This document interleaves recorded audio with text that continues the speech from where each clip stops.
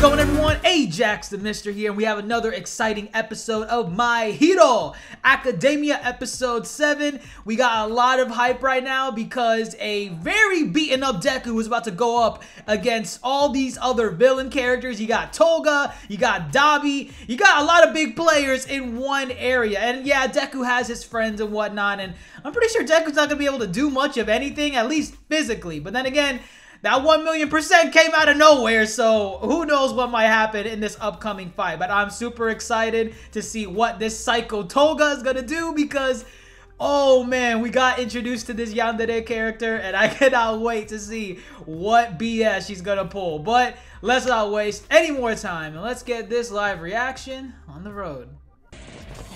Got to catch up and get them back.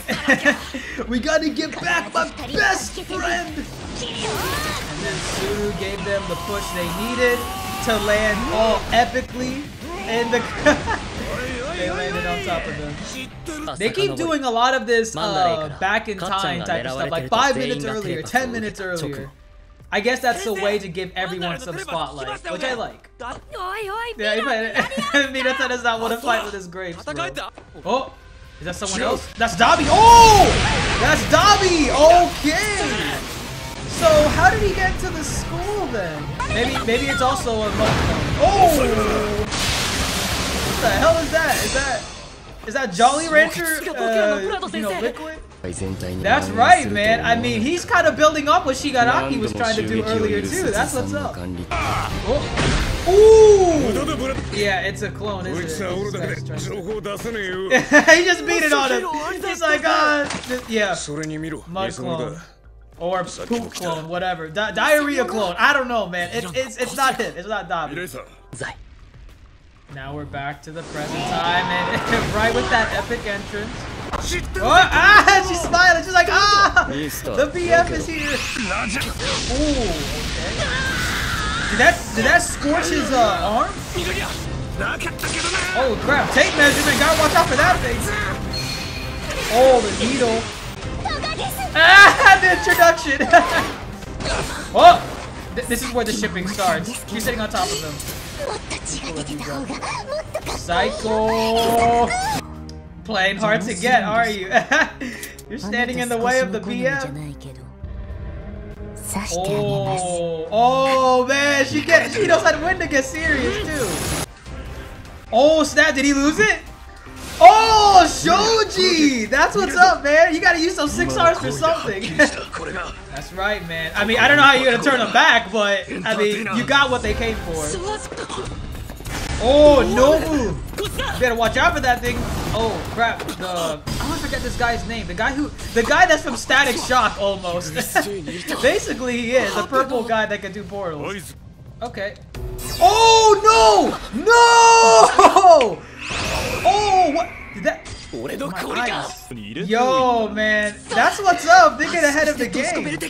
He's not an amateur, man. This is a pro villain. I was about to say, like, even though it's badass for Shoji, it's kind of like, yo, these kids got one up on you. Ooh, what was that naval? Oh, that's naval laser.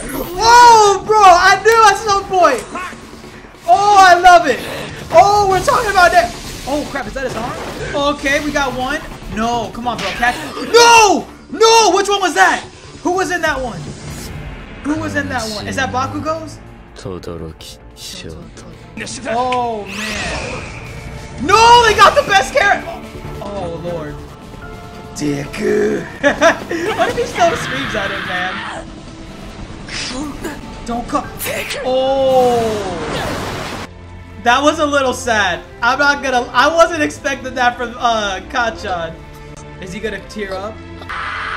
That scream sounds real! Oh man. You can hear the pain in his voice, man. Oh man, we got a lot to talk about. Learn what it was to be fair. Yo, look at that! Oh man, he's defeated. He looks like Luffy when Ace died. Oh god. Bro, the pain in that arc, you could feel it. You could feel it. Damn, Muscular, the guy that got his ass whooped. Yo, this is how it really starts. The classes are empty. Panic is at an all-time high. How do you trust the most prestigious school in the world or country? Oh man, that's scary. Oh man, where were you, bro? Oh lord. I mean, I understand they limited communications. There's only so much All Might can do, and there's only so many places where you can be at once. But... oh come on, how are you gonna get? Yeah, I like his ringtone. That's what's up. I really wanted to hear what the principal was gonna say though. Probably some drastic measures or changes for the school as a whole. Okay, a furry's the reason why we're gonna attack the villains. Let's go. I feel like this is not gonna go as planned. This is just too perfect. This is just way too perfect. You find the HQ of the villains and you're talking about secrecy and whatnot. This is... oh crap. Oh, he's getting triggered too. Is this the sadness you guys were telling me about? Yo, what the hell? You got a Hellboy look-alike aging a bit in the newsstand. The way he opened his eye, yo, that's the sign of oh, please eat this and call me. Oh, that's his mom. That's so nice. His eyes were so... yeah, they're still like that. He can't even process what's going on. I like it. Oh man, his voice is shaking, man. Not now. Not now. I ain't doing this. I ain't doing this. I didn't do it with Muscular. I'm not doing it now. No man, you saved Kota. That's right. Oh. You guys thinking of a counterattack? Just the students? Oh! Why are you here? That's right, man. Momo doesn't give herself enough credit. She does have what could be an OP quirk, but she's learning. She's learning when to use it at the right time. Yes, it's in the cast though, but I guess it can. Let's go save your friend.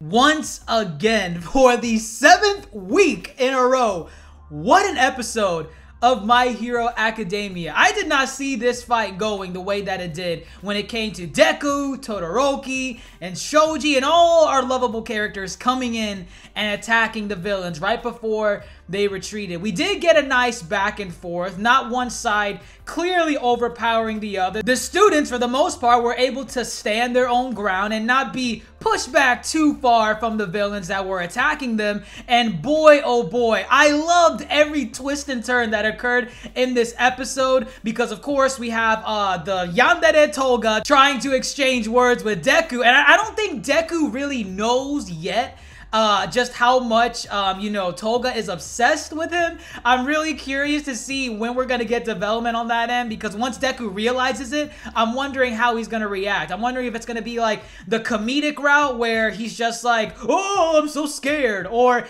if he's going to take it seriously, like, hey, listen, you know, you have feelings for me, why not maybe try and switch sides? But I really doubt that's gonna work with this girl, because she seems way too far gone, unless we get some sad backstory with her and we get to relate to her a little bit. But for now, it looks like Deku is oblivious to what's going on with this girl and her infatuation with him. So I'm wondering when exactly Deku's gonna get the light bulb clicking and realizing, oh, she has her sights on me, I better watch out. But moving on past that, she really does show her psychotic tendencies when people tend to stand in her way. Similar to Shoji. Shoji was basically trying to protect Deku, defenseless Deku, mind you, from being stabbed and being bled to death by Toga. And she got this very serious expression where it looked like, yo, I'm gonna slaughter anyone that stands in my way. And I think that's the first moment in the anime, at least, where we've seen Toga get really serious. Because of the times that we've seen her, she's been mostly playful and, you know, filled with glee, even fighting Suru and, you know, Uraraka and that random, I think, hero or civilian that she killed when she was introduced for like a brief second in season 2. But beyond that, she's been mostly, you know, happy-go-lucky. And this is probably the first instant where we've seen her deadpan serious. Like, yo, don't stand in the way between me and my man. So that was really awesome to see. I'm wondering how much more powerful or how swift she can be being on a more serious tone, because she was about to whoop Shoji's ass. So that was going to be really awesome to see. But moving past that, we also had the, swift strategy of Shoji trying to get the two, compressed balls from, again, I'm forgetting the villain's name, but you guys know who I'm talking about. The Watchman looking guy with the cloak, and the guy that basically was stealing Tokoyami and Bakugo. And it was kind of cool at first because, Shoji has 6 arms, put those 6 arms to use. And at first, it seemed that he was able to steal back the 2 hostages that the villains took. And I was thinking like, yo, that was mad dope. But again, it's looking like almost a waste of time for the villains to attack, because once again, they're coming in and not really accomplishing much of anything. But then, oh man, that villain pulled a 180 on the whole student class and basically said, yo, I knew you were gonna do that, so I kind of did like, the whole magic trick thing, swapping pockets and whatnot, and these are the real kids you're looking for. Kono Dio-dan, it is Dio in these 2 compressed balls. So that was awesome to see. I really like that the villains, the students might pull a fast one on them, because these students, they're in the best school. They're going to be thinking of strategies on the fly. But at the end of the day, these are grown-ass men for the most part, and women. But, these are grown-ass people, and they've been, in the villain league for, much longer than these students. So they're going to be, pulling feints, pulling all these strategies. And I love it. I love it. I really do. So I like how the villain was able to maintain those 3 compressed balls, even though Shoji tried to pull the fast one on him. But oh man, there was someone in my comments last episode saying, hey, if you wanted moments with naval laser, you might get some pretty soon. And it was for a brief second. It was for a brief second, but oh man, did I love that brief second. Naval laser coming in, and even though he didn't 100% change the battle into the students' favor, he was able to somewhat soften the blow of the hero's loss in this episode. Naval laser coming in and basically shooting the 2 compressed balls out of the villain's hands, and of course, we got one of the compressed balls, that being Tokoyami, and then we were so close. We were so close. Todoroki was so close to grabbing the last ball that would have meant that the heroes won that night. But Dabi coming in with that swiftness. Again, that Dabi theory of him being related to Todoroki in some way. You would have thought that maybe they would have exchanged words in some way. I know there have been some clues and some theories that you guys have been telling me in the comments about Dabi being related. Somewhat, it hasn't been revealed in the manga. But you would think if that was the case, he might have like exchanged words with Todoroki at this point, or maybe said something somewhat personal. Just drop a hint of foreshadowing or something. But there was nothing. Just Dabi came in, swap, and then they bailed out. So it wasn't a total victory for these students. They were able to secure Tokoyami. But by far the best moment in this episode was when Kachan was decompressed from his ball form and, regained his human form. And Dabi has him by the throat, the back of the neck.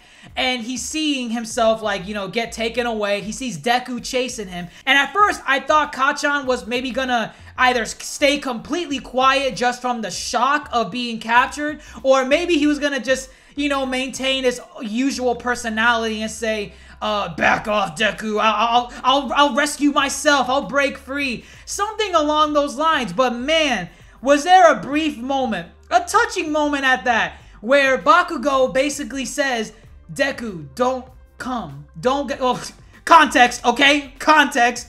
He basically said, don't go after me. Don't come after me. Don't try to rescue me. It was just one line, but that's essentially the, message he was getting across to Deku. And man, did that hit Deku and the audience so hard. Because for me personally, I wasn't seeing Kachan saying anything close to that. I thought it was going to be his typical personality, like saying, yo, I could rescue myself, blah, blah, blah, or he was going to stay completely silent. But even Bakugo realized the situation that he was going to be in, and he said, dude, like, if you come after me, this can result in your death. Just don't come at, just don't chase after me, because you're going to get yourself killed. And man, did that defeated Deku so hard. It destroyed him so much more than how the physical battle did with him and Muscular. Right now, Deku, the way the art was portrayed and the way he was shown crying on the battlefield, it reminded me of Ace and Luffy. Whereas, you know, Bakugo didn't die, dissimilar to Ace in One Piece, but it's the sense of defeat. You have someone close to you, someone that even though they might not show their affection to you that much, you still care about them in some way. This was shown in episode 2 of My Hero. You know, Bakugo and Deku don't have the cleanest of friendships, but Deku is willing to jump in without any quirks or powers whatsoever. And even though they were able to save one person that day, it was still a failure. I feel like if any of the characters would have been captured, Deku would have had the same reaction. One of his friends was taken away from him. But because it's Bakugo, it hurts even more. The man is defeated on the ground, crying his eyes out, and I love it. I love the way his, you know, defeat was portrayed. Now, moving beyond that, we get some development outside of the classroom, outside of how society is seeing UA, and this is exactly what the villains want the heroes to basically be. They want their society to crumble. They want the populace to decrease their trust in UA, in the hero society. And that's basically what Shigaraki wants to do. That's what the League of Villains want to do. They want to tear down, you know, this hero society, with All Might being the pinnacle, being the beaming light, the central figure of this beautiful hero world. And if they could take down All Might, or they could just break down what he represents, then they technically win. They don't even have to defeat All Might altogether. And that's exactly what they did by stealing one of UA's students, a student that was also somewhat, you know, people questioning whether or not he was a villain based on his attitude in the, you know, sports festival arc. But I love this dynamic where the society is basically questioning, like, hey, do we trust you guys? Like, look what happened. These villains are always finding out where you guys are. First, there was, you know, the UA Dome Stadium area, and that could have been the death of so many people. But now we have the summer camp incident, and look what happened. I'm wondering how long Bakugo is going to stay captured with these characters. I'm wondering if they're maybe going to indoctrinate him or try to convince him, like, hey, you don't belong with these characters. You should be with me. Maybe some on Orochimaru and Sasuke type of deal, where Orochimaru saying, hey, I could give you more power if you come join me. Again, even though Bakugo is such a douchebag most of the time, I don't see him just switching sides like that. I really believe in his heart he wants to be a hero. But hey, sometimes the right words and the right actions can convince anyone to do the most heinous of acts. So man, so much going on. And then in the last few minutes, we have the students trying to scheme and find a way to rescue Bakugo themselves. First, they got to convince Momo to create a receiver so they could track the Nomu with, you know, the tracking device she placed on him. But again, I love what's going on. You have the pros somewhat finding out where the villains are, and then you have the students also trying to scheme, finding out where the villains are also, and so much is going on. And even Kirishima was getting some development in this episode because he was conflicted. He's like, yo, I felt powerless this season. I need to do something. So let me know what you all think in the comments below. While this marks the end of this video, that sparks the beginning of discussion in the comments below. What are you guys most excited for? What do you want to see from Deku? What do you want to see from Bakugo being sided with the villains for now? Not switching sides, but, you know, being on their perspective, seeing through their eyes what they go through. And do you think Kirishima's going to convince everyone, like, yo, we should go as a team, full class, full squad, going in and rescuing Bakugo? I'm wondering if that's the stuff that you guys were telling me, where so much tragedy is going to happen, especially with All Might and the characters. Wow. A lot to take in. Once again, let me know what you thought of the episode in the comments below. Drop a thumbs up if you enjoyed the video, and click that subscribe bell to stay up to date with all my videos whenever I upload them. I'm Ajax the Mister, and as always, have a great day, and thanks for watching.